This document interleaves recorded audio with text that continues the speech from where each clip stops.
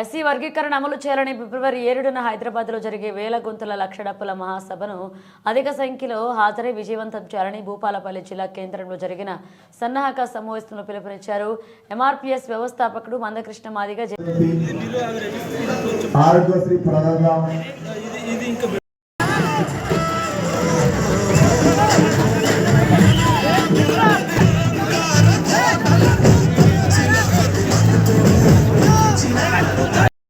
ఒక్కరికి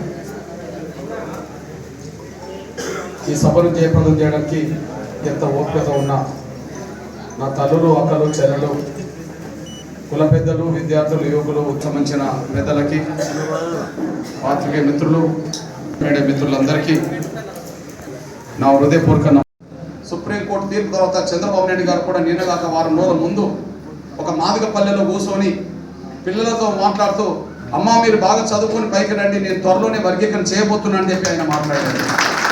అది సోషల్ మీడియాలో వైరల్ అవుతున్నారు. అందరికంటే ముందు అమలు చేస్తారన్న మాట లేకుండా పోయింది. గత నోటిఫికేషన్ కూడా వర్గీకరణ వర్తింపజేసి ఉద్యోగ భర్తీ చేస్తారన్న మాట లేకుండా పోయింది.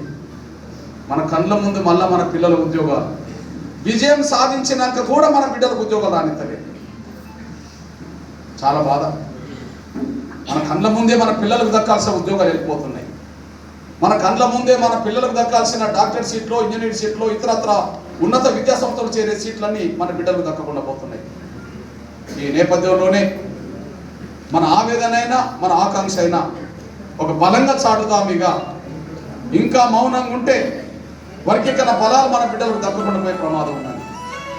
ఆ ప్రమాదాన్ని ఎదుర్కోవడం, మన బిడ్డల భవిష్యత్తును కాపాడుకోవడం మనం ప్రయత్నం చేద్దామని చెప్పి ఈసారి ఒక సాంస్కృతిక ఉద్యమంగా మన ఇంట్లో మన చేతిలో ఉన్నది డప్పు కనుక, ప్రతి ఊరిలో డప్పులు ఉంటాయి కనుక అదనంగా మనం మళ్ళీ కొత్తవి కొంటే లక్షల డప్పులు అవుతాయి. మన ఆవేదన అయినా ఆగ్రహమైనా ఈ ప్రభుత్వానికే కాదు ప్రపంచానికి తెలియజేసే విధంగా లక్ష డప్పులు ఉంటాయి. ఇక్కడ మీ అన్నగా ఒక విజ్ఞప్తి చేస్తున్నా, ఎస్సీ రిజర్వేషన్ల వర్గీకరణ పోరాటం న్యాయం